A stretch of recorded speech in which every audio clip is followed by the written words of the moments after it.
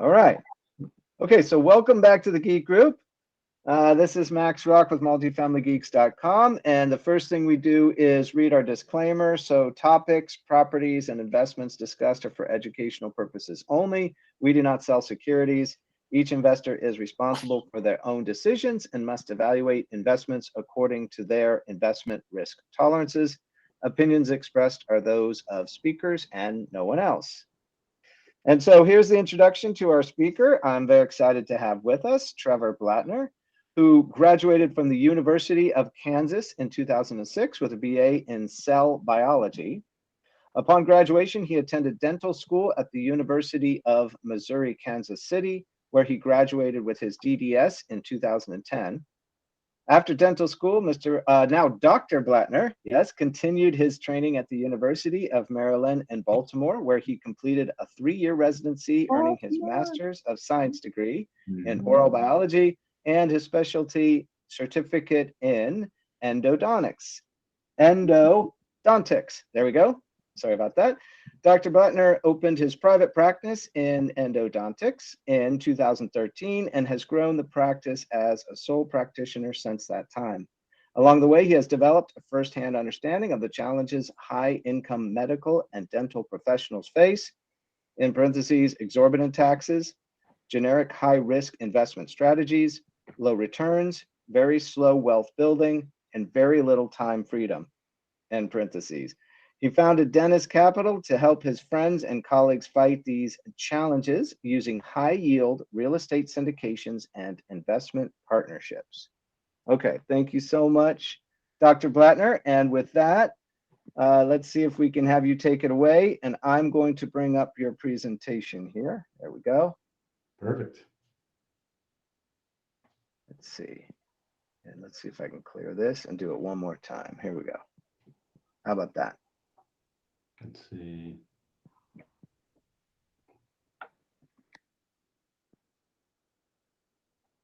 So I can see it pretty well on my end. Everybody good? Seeing the presentation okay?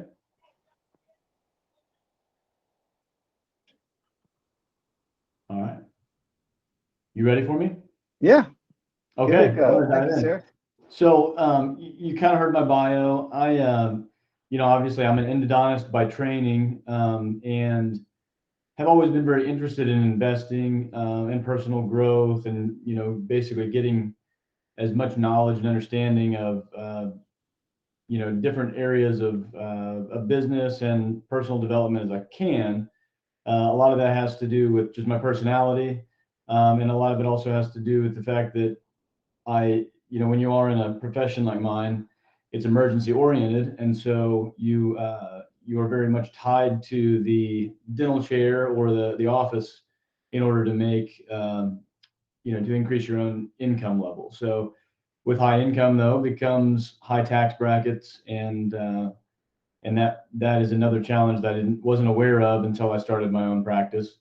So I had to learn a whole nother set of understanding and skills about the tax code to figure out ways to deal with that. All of that is sort of leading up to the idea of this presentation, which is, is our talent, is our innate ability a limiting factor for us individually as people? In terms of human potential, do we have the ability to grow exponentially, and infinitely, or are we all stuck at a certain level? And the idea that the book that kind of discusses this idea, the pioneering book, was a book called Mindset, by an author named Carol Dweck, which you all very well may have heard of. It's a pretty famous book at this point.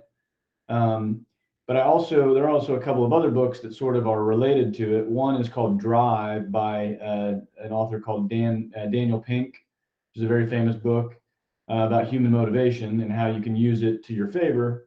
And another book called Grit by Angela Duckworth. All these people are sort of researchers. And in Grit, she discusses specifically how the idea of passion and perseverance together create really high levels of achievement in people that are not necessarily the most talented.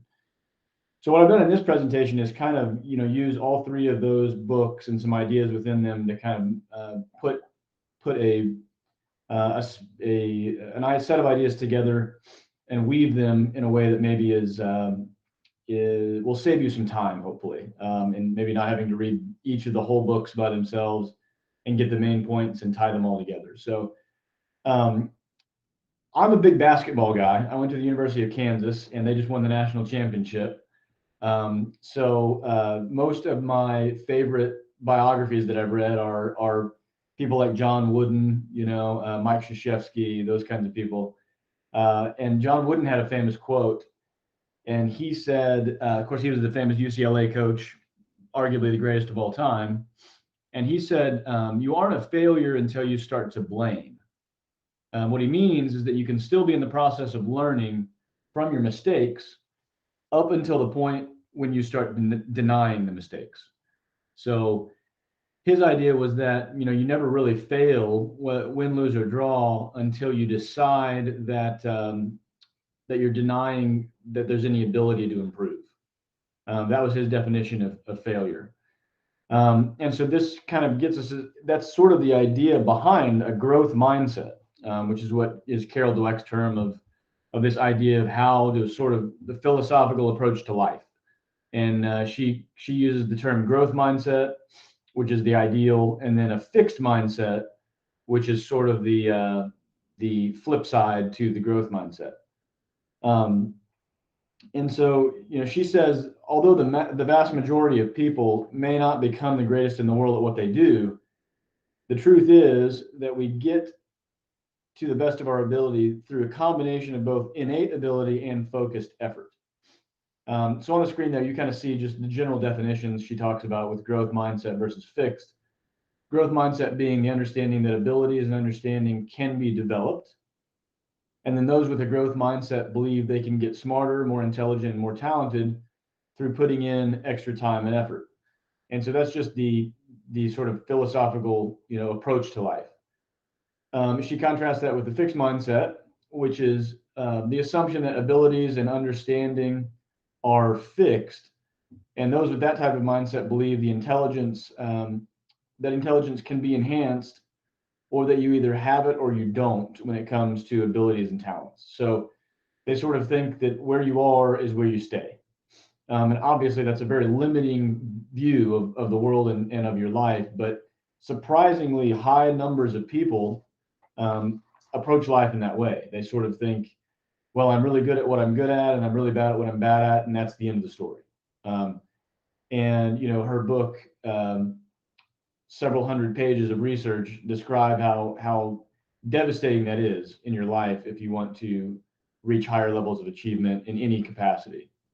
And so we can kind of go a little bit further in the presentation, and I'll kind of go into the key differences here.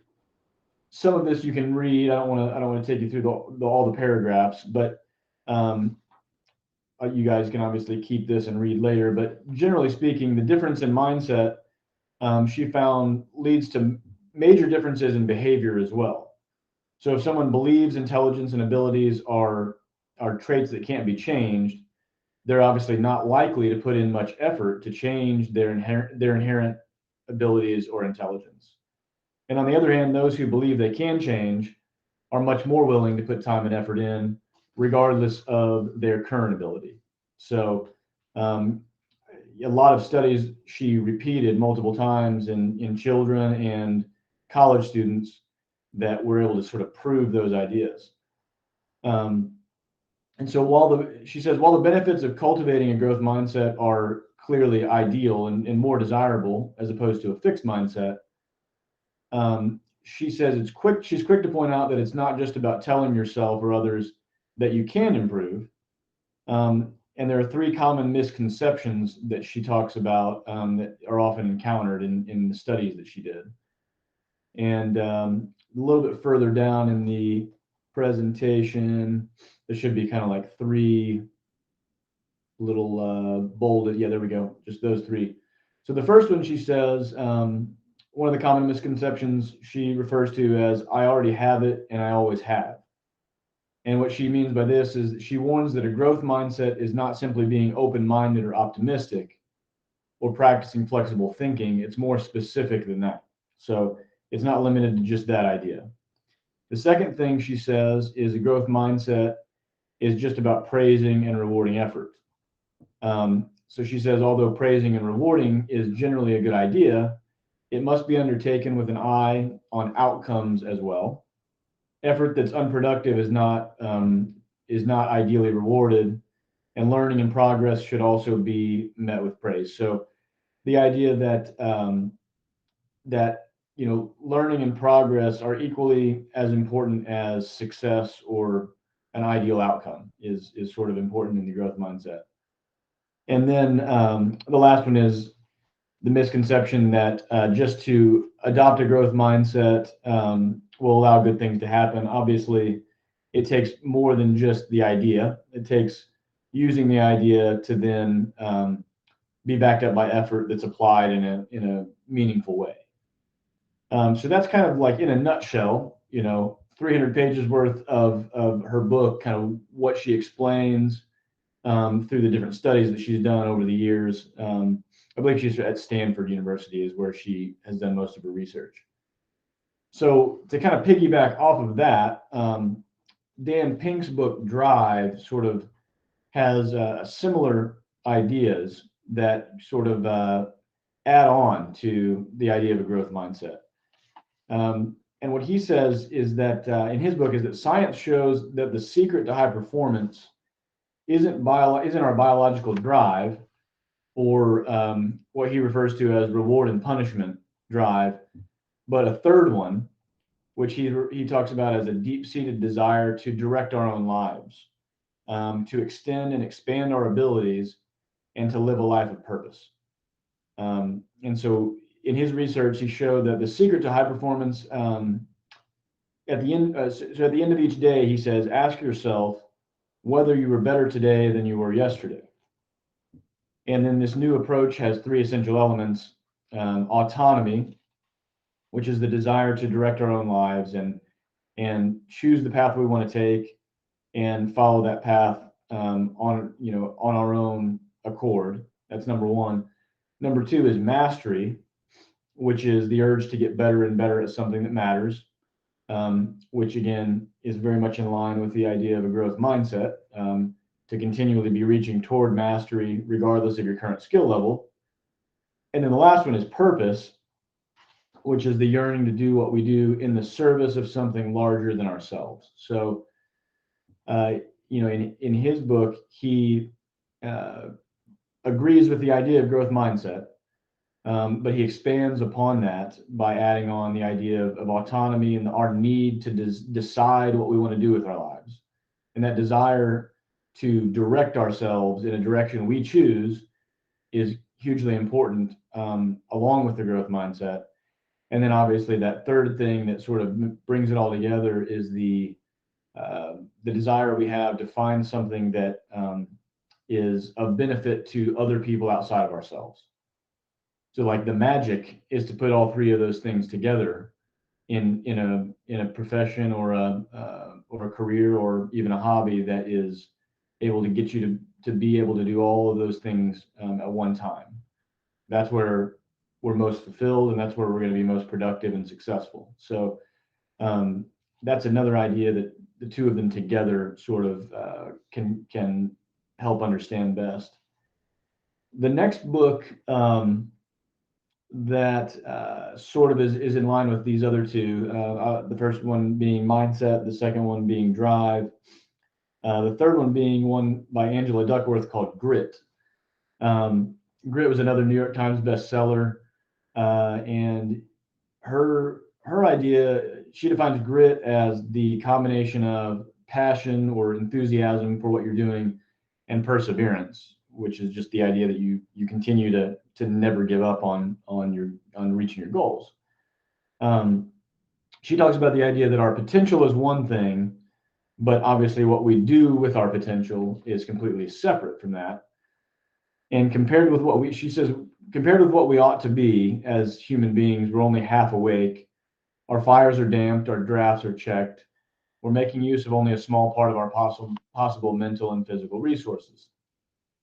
She refers to on the screen there, you can see something called the naturalness bias, which is something all human beings have, and it's a hidden prejudice against those who've achieved what they have because they've worked for it, and a preference we have for those that we perceive to have arrived in life where they are because they're naturally talented. So most people have a tendency to look at someone like Michael Jordan, for example. It's an extreme example, but we look at him and we think he has so much God-given ability that it had to be much more important, his genetic ability, than whatever work or effort he ever put in along the way. And even though that example is extreme, she goes into a deep level of understanding and research about how that's very inaccurate. Regardless of the level of genetic ability, anyone that reaches that level of achievement has a huge other component related to deliberate practice and intense routine and things like that all of these high-level athletes and champions have learned over the years. And so she talks about the consistency of effort over the long run, which is perseverance, and how that ends up being everything over the long term, regardless of skill level and genetic capabilities. And then she goes on to again talk about the two components of passion and perseverance. And I like her quote down here. She talks about how she defines passion, which I think is interesting. I don't know that, yeah, I did include it there, but she said, what I mean by passion is not just that you have something you care about. What I mean is that you care about that same ultimate goal in an abiding, loyal, steady way. You're not capricious. Each day you wake up thinking of questions you fell asleep thinking about. You're in a sense pointing in the same direction, ever eager to take even the smallest step forward, than to take a step to the side towards some other destination. At the extreme, one might call your focus obsessive. Most of your actions derive their significance from their allegiance to your ultimate concern, your life philosophy. You have your priorities in order. So I don't know if you all can identify with this or not, but I think that it's very, very difficult to maintain the level of dedication and passion to one specific, what Napoleon Hill would call a major definite purpose in life, and not accidentally or subconsciously veer off to the side or take a sidestep that kind of derails you. Because her point here I think is really important. Exactly what Think and Grow Rich talks about almost the entire way is that if you can find that major definite purpose, or that point of passion and your one main goal in life, and set up small goals on the way to that, the perseverance part, which is the other side of grit, is much easier to continue to be dedicated to. So I think it seems like an obvious point, but I think it's kind of one of the most important points in all of any personal development book I've ever read, whether it's Tony Robbins or Napoleon Hill or Jim Rohn. All of them, Zig Ziglar, they all support that same idea. What she's done in Grit, though, and what mindset and drive do is support those ideas with really well thought out research that say, yes, that's exactly true, and here's why. So one other thing, there are a few other little paragraphs you can read that talk a bit more about what Angela Duckworth discusses in Grit.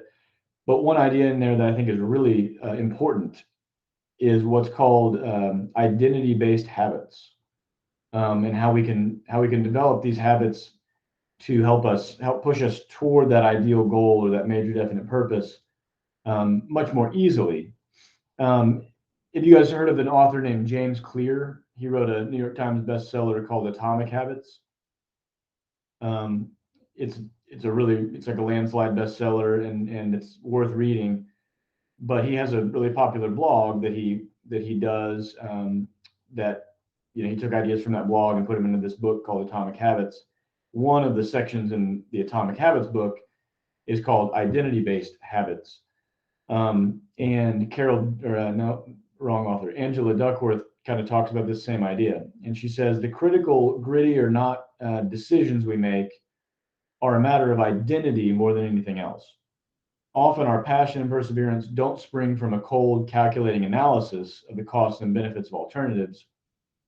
Rather, the source of our strength is the person we know ourselves to be. Or maybe more accurately, the person we see ourselves aspiring to be. And so this idea of identity-based habits, I think, is one that's like very usable, in like practical terms. So James Clear talks about the key to building lasting habits is focusing on creating a new identity first. Your current behaviors are simply a reflection of your current identity, or the way that you think about yourself and what you're capable of currently. And so what you do now is a mirror image of the type of person you believe that you are, either consciously or more often subconsciously. So the way that you act is a reflection of who, in many ways, your self-esteem and who you think you are. Another good book related to this that I just thought of, if you've not read it, is Psycho-Cybernetics by Maxwell Maltz. Have you guys ever heard of that book? Yeah. So if you have, obviously, if you've read it, you'll love it. If you've not heard of it or have not read it, I highly recommend it, because it's very much related to this idea of self-image and who you picture yourself to be currently and in the future, and how that impacts your ability to perform well, or poorly if you have a poor self-image. So I'm sorry, what's the name of the book again? yeah, it's called Psycho, Psycho, Cybernetics, Cybernetics. And the author is a guy named Dr. Maxwell Maltz, Maltz, I believe. He was a plastic surgeon, like a reconstructive surgeon, and he wrote the book because he would notice that even after he would do these elaborate facelifts and these cosmetic surgeries on nose reconstruction, people would still have low self-esteem, even if their physical appearance was completely ideal compared to what they wanted.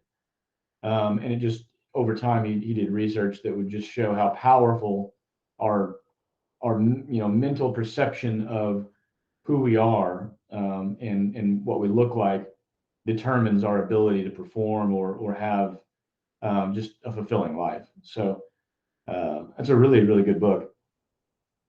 And then, so getting back to this identity-based habits idea, to change your behavior for good, for the long term, you need to start believing new things about yourself.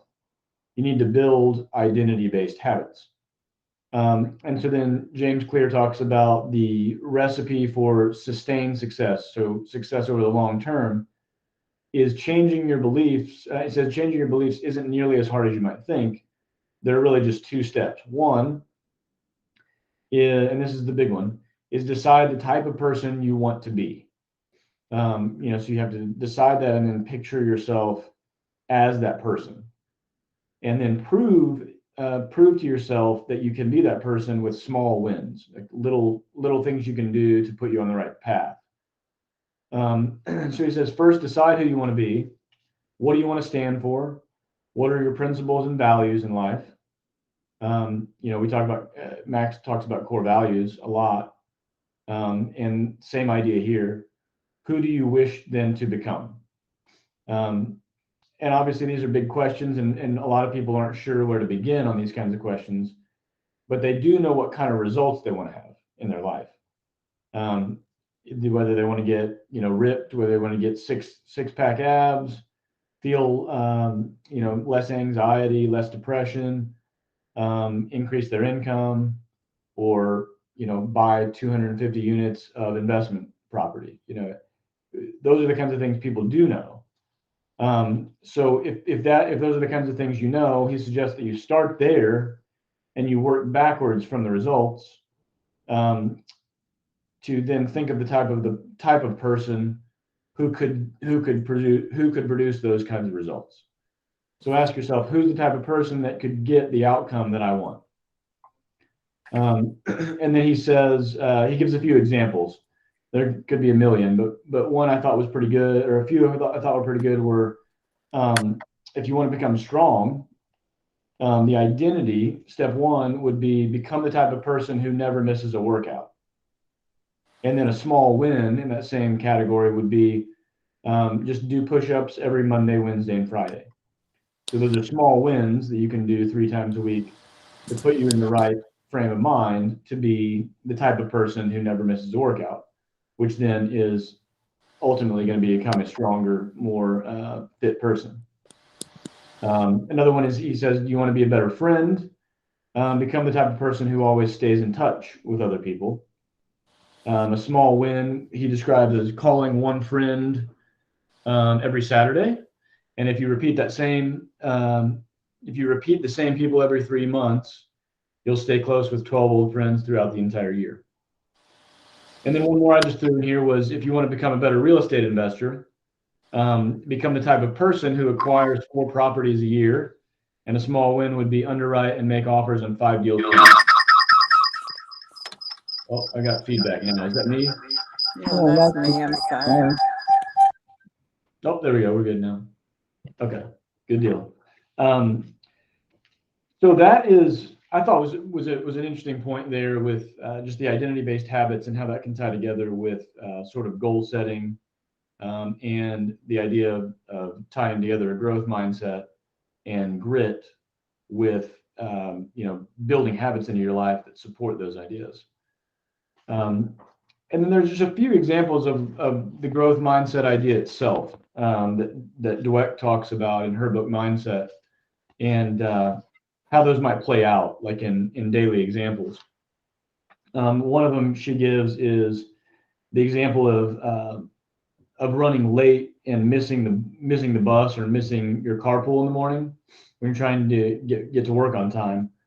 And she compares and contrasts someone with a growth mindset versus someone with a fixed mindset.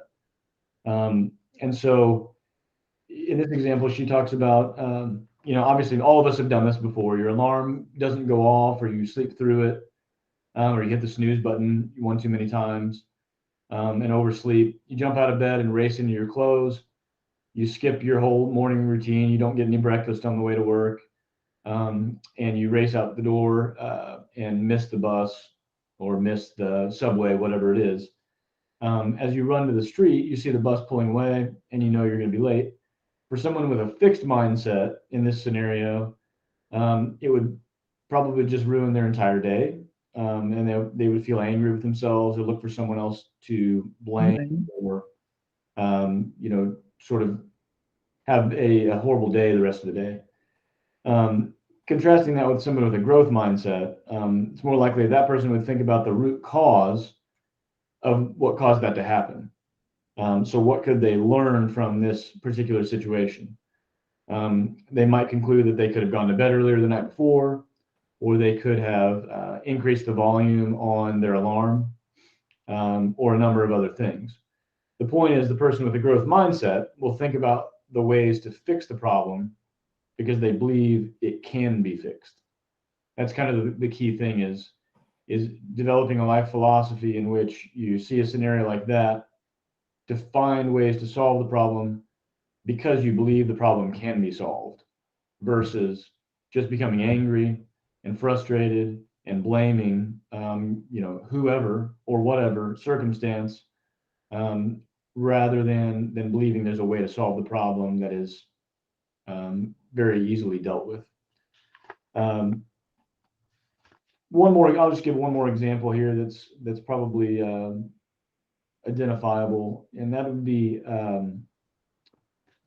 she gives one about poor feedback from your boss at work. She says you go in for an evaluation with your boss and you receive negative feedback. your boss thinks you're not putting in enough effort, or you're making too many mistakes at work, or that you're simply not competent enough to handle your current project. Somebody with a fixed mindset may decide their boss has no idea what he or she's talking about, and they completely ignore the feedback. Alternatively, they might agree with their boss and think, I just can't do anything right. I don't have what it takes to be successful. I probably should just quit this job. So that'd be a fixed mindset person. And then a growth mindset response would be to seriously consider the feedback, evaluate it as objectively, that's a key word, objectively as possible, and seek out more information and or another opinion from someone else to compare with. If your boss does have a point, you can come up with possible solutions to improve your performance and do your best to then implement them in the future. So again, just an example of a fundamentally different approach to life in the same circumstances, and how the research shows that one posture toward life, the growth mindset, is common in all highly successful individuals. People that are very successful have a growth-oriented mindset. And there are several principles then that I left on the page there. She lists 8 that are sort of like, how can you change if you have a mindset that is maybe a fixed mindset or orients that way? How do you change it, and become more growth mindset oriented? And there are about 8 different tips that she gives here, or approaches. And you can read through those, but a couple I think would be, interesting to mention. One is just the idea of failure itself, and viewing failure in a different way. I think most type A personalities, or people that are very highly motivated or driven, are they're very hard on themselves. We're often hard on ourselves, and we may identify as failures. I know I've done that before, in something where I was very frustrated that I didn't achieve, maybe, or a mistake that I made. It's easy to fall into the trap of sort of the negative posture of feeling that failure is the ultimate outcome. She really thinks that that's very damaging, and the research shows that to be true. It's much better to look at failure as an opportunity to learn something new, and modify your approach the next time. And it's a totally different feeling in your body, when you don't necessarily have an ideal outcome, and you look at it as a way to learn and pivot, versus seeing it as a failure that is just a devastating situation. And the other one right after that about self-awareness, I think, is a big one too. And she suggests working on becoming more aware of your own talents, strengths, and weaknesses. Kind of that idea of unique ability that Dan Sullivan really, really goes deep with. The idea of gathering feedback from other people who know you really well, and putting that together for a comprehensive view of yourself. And I put a few of these little assessments in there that I think are good, and these are ones that Dan Sullivan recommends too. One's called the Colby assessment, and you can find that, you can just Google that, and you can find versions of that online. And Strengths Finders, I think Strengths Finder is also a good one.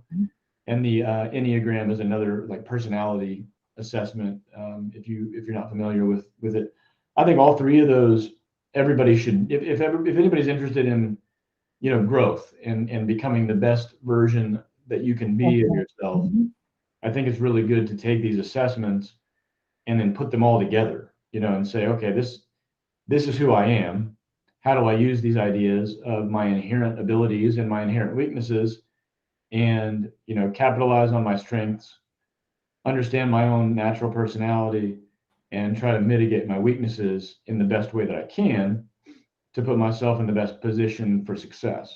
And that's basically what the unique ability idea that Dan Sullivan puts together is all about, is, understand yourself first, and then build your life around who you are, and plug the holes with people that are are strong at those areas where you're weak, and that enjoy doing those things that you really procrastinate on, like Max was talking about. So I think that idea right there is just by itself is very, very powerful. And there are obviously about 6 more of those that are equally important to look at, and you can read through those. But just ideas on how to kind of increase your own ability to have that growth mindset orientation. And then there's kind of some bonus suggestions. I don't know if did I put those on the presentation. I don't remember if I did or not. But some bonus suggestions on how to, they're there. Increase your growth mindset, acknowledging and embracing your own imperfections, which we talked about, not hiding from your weaknesses, but recognizing them and acknowledging them, and being aware of them is a good thing. Ignoring them is a fixed mindset type of an orientation, because self-awareness, self-knowledge is actually, it improves, your wisdom and your ability to understand what is good and what is not good for you to be spending time doing. Also, the idea of like neuroplasticity, which is, the term that refers to the ability of of things that we do to change the, literally the growth of our mind through changes in our brain, and increasing the ability, or increasing neurons and the way they come together, to be more concentrated in certain parts of the brain based on what we learn. So just like understanding that idea and the fact that we actually can make ourselves better because our brain will change in response to the things we study and work on, is, I think, a good concept too, that helps make us believe that the growth mindset idea is true. And then, replace the word failing with learning. It seems simple and a little bit, elementary, but it is a very different idea when you say fail versus learn. It makes you feel different. It makes your mind perceive it differently. So sort of getting the word failing out of your vocabulary is I think important long term, And then this is a big one for me, and I'll leave you with this one, and I'll let you guys look over the rest. But seeking approval from others, like being an inherent people pleaser type of personality, is actually can be quite damaging on a number of levels. Not that it's bad to be to want to be a good person and want others to like you. I don't think that's inherently bad, but to make that the number one priority in your life over anything else can be very damaging and can cause a lot of pain, and I've seen that happen in my own life and in the lives of people that I know. And so she should suggest stop seeking approval from others and prioritize learning over approval, particularly in in things like exam scores and specific performance markers, rather than having to get an A on the test. This is especially for kids. It's much more important you actually learn the ideas and maybe fail, but learn from that failure, than it is to just get the A on the test, simply because you wanted to make everybody happy with you. That's a thing that is just not really a healthy way to go about life. Is focusing all of your effort on making sure everybody is pleased with you, rather than building your life around something you're passionate about, and want to help others in their lives through the effort that you're giving. So I think just some of those ideas are pretty fundamental to the long-term success and the way that we think about life, and like the philosophy of life that we have, if we want to be high achievers and still be happy and fulfilled long term. And this is all the research, what the research has to say. And maybe it's because I went to residency and had to do a master's thesis, but I do put a lot of a lot of stock into research studies and things like that, as opposed to just anecdotal, stories, from people's lives. I like to have statistics behind them. So that's kind of everything in it, the 3 books in a nutshell and what they have to say. Mindset by Carol Dweck is the one. Grit by Angela Duckworth. Drive by Dan Pink. And then a 4th bonus one would be Atomic Habits by James Clear. All of them have different ways of explaining the same idea of, how do you understand what philosophy of life is best for success? How do you use motivation in your favor? How do you persevere, toward your goals? And how do you build habits that support those goals? And all 4 of those kind of, if you put them all together, give you this sort of a system, to make things a little bit easier for you long term. Awesome. I didn't ask for questions the whole time, I guess, did I? But I would love to take any if you have any.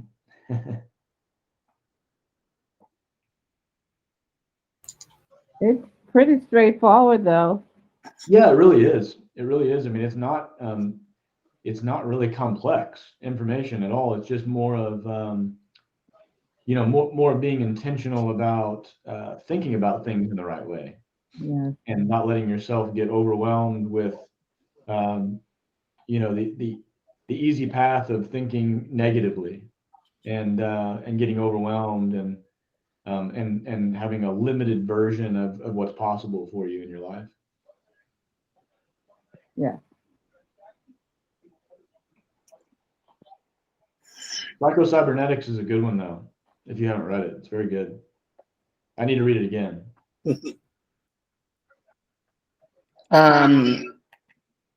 I just wanted to say this about failure because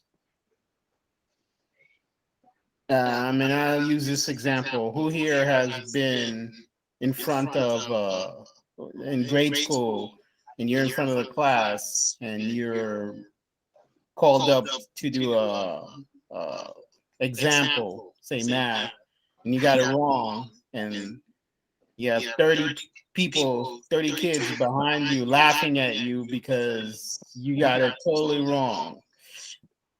That right there is kind of like, that kind of sticks in your mind about failure, because, and again, it also adds about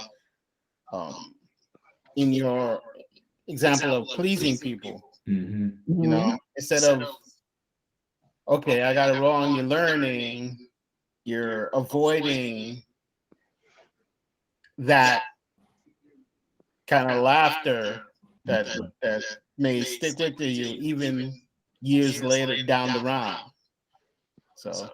Oh, I completely agree with you. I think that exact example you gave is extremely powerful, because think about, you never forget that situation. Nope. Your entire life, right? It sticks in your mind because it's so painful. Mm-hmm. And it actually psychologically can damage you forever, and sort of put you in a position where you don't really think you have the ability to, speak in front of people, or, maybe you always think you're bad at math if it was a math problem, or whatever it is, which none of those things are actually true, but your mind has convinced you of that because of that one situation that overwhelmed you, and it's just a fundamentally different approach to life.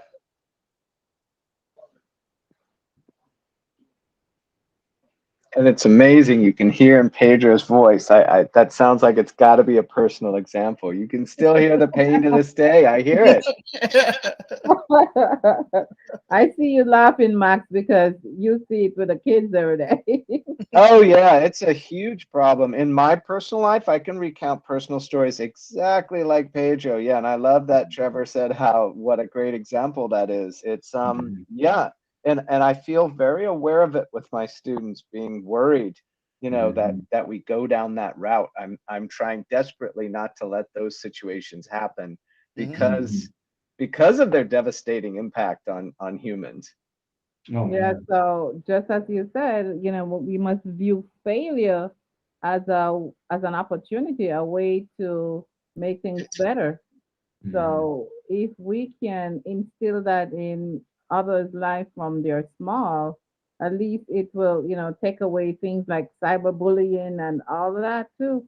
Oh my, You yeah. know, don't Very true. dwell on people perceptive of things. And then, my little one, my younger daughter used to say, I don't care. And I love that about her because she wanted to wear the dress that had stripes, but then she wanted to wear a stockings with floral. And I'm like, that don't match. She said, that's what I want. And she's wearing what she wants, not what other people are thinking. And she grew up like that up to this day. Mm. So yeah, How old is she? she's now in freshman year in college. Yeah, I got my middle daughter's like that, and I hope she stays like that. Yeah. Because I think that's so good, so powerful to be that way. Mm-hmm. I do have So a counter. Go ahead, ask your question, Pedro. Then I got a couple questions too. Go ahead, Pedro. This is not a question. This is another example where Oh, a go. father took his son and taught him to not see if you're learning something, not see the failure as permanent. You're learning something, so you'll practice. Like say you're practicing baseball, so you'll practice how to catch 100 or 1,000 times, so that you'll get it. It become muscle memory. Right. So you won't see failure as the stopping point, but to see it as you're learning over and over again. Right. That's exactly right. Mm-hmm. I agree. Mm-hmm. And I guess I feel like, my follow-up question to this, because I believe I'm in a group with people, part of it is finding people that share this desire. And that's been part of the values, like you say, things like continually growing, just these ideas of that fit in this growth mindset orientation. But this year, I went out to say, well, I'm gonna find as many, mentors, counselors, therapists, coaches as I can find to help me on this journey, and I feel like that's a little bit of a struggle in terms of we all need potentially such unique inputs on these. I just wondered if you've gone down that route and what your successes or maybe experience have been in that. Have you headed down that road like a lot of us?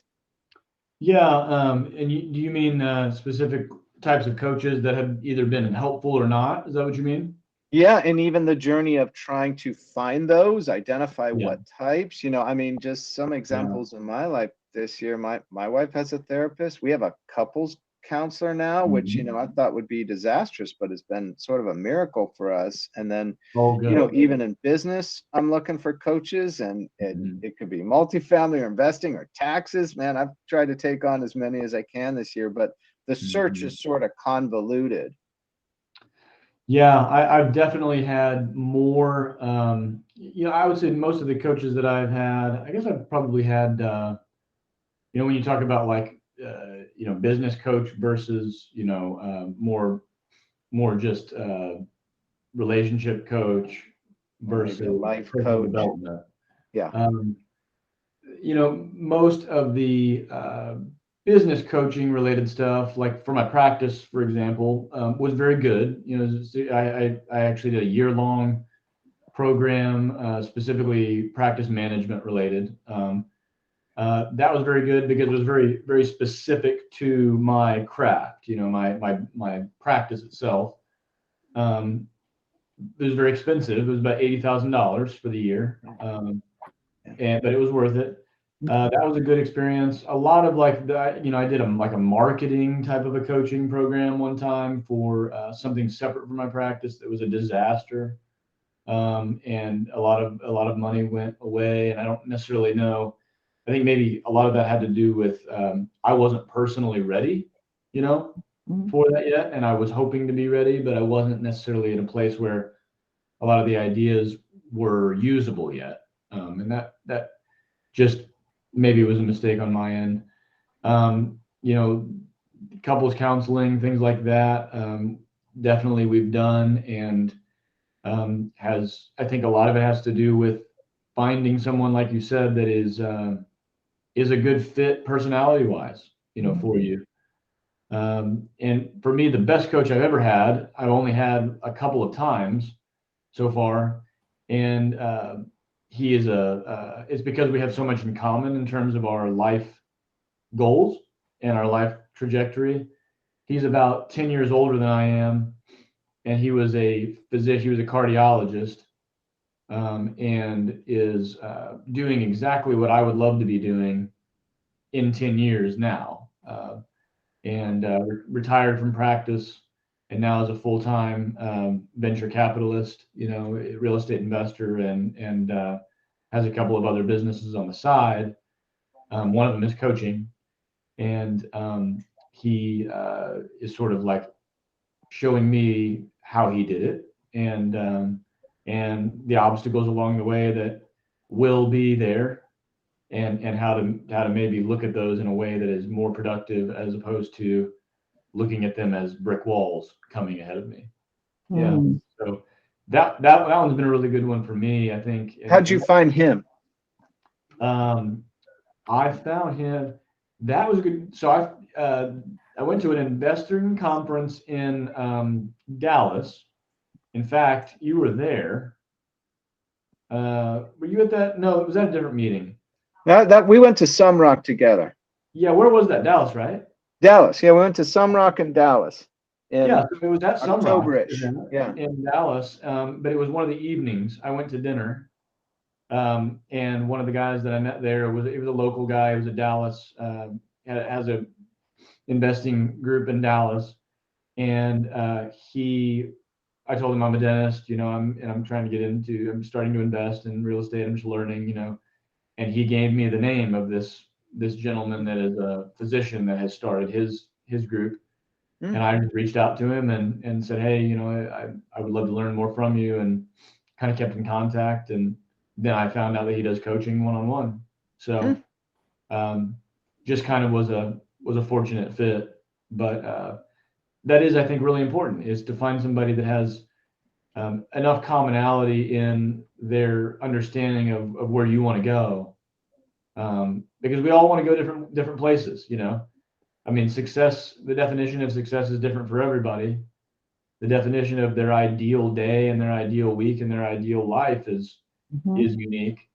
Yeah. But there are people that are a little bit, you know, more in tune with your individual struggles out there that are ahead, that I think are really good people to get to know, whether you do it in a formal coaching relationship or not, you know, because I think they're out there.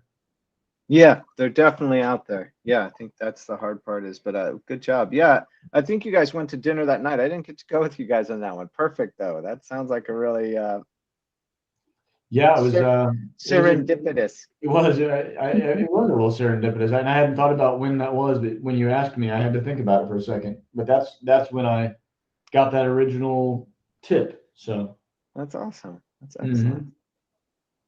So, all right, how we doing? Believe it or not, we only got 9 minutes left. man, it goes fast. 8 minutes left. It does go fast. How about for follow-up questions? That's it for me. You know, I love the power of book reading. You know, you're going through 3, 4, 5 books that are so instrumental, and then you're piecing them together and going through sort of a continuum you're designing. You know, no one book is the answer. We read, if you're readers like a lot of us, we're reading, you know, a book a week, a book a month. I don't know what it is. It's quite a bit, but it really does make a difference as it adds up, and you can piece everything together. I love it that you sort of strung that thread across those different books? Max has a book club on Sundays, and he tried to get me into it, saying, well, the mind of 4 people will read 4 books instead of 1 book. And I was summing it up tonight when you were doing all these books across, and I'm like, that's what Max want me to get into. So instead of me reading all those books, you just sum it up, and I was here taking all these notes, summing up all Yeah. these 3 books. I'm like, well, I read 3 books tonight. Yeah, Yeah, that's when you say that, and that's one of those things that to me is like, that brings me a lot of joy and fulfillment because I love to read so much and Yeah. learn that to me, if I could do that for free and just do book summaries and teach them to people, that would probably be like an ideal day, you know. Yeah. So, I'm glad it was so helpful. Trevor, you got to check us out our Sunday night. Well, it's our executive book club. You choose your book you're reading, right? And then you just say, well, I'm going to review it on this Sunday night. And then each of us pick a book. So you only have to read a book a month. If there's 4 or more of us, you're getting a book review every week, right? And in fact, last week we did 2 reviews during the call. And I think 1 week we might have done 3 reviews during 1 call. So they're only 10 to 20 minute reviews, right? It's not as in depth as it's really as great Trevor's to be are, able to but, kind of I mean, you get through a bunch of books doing that, don't you?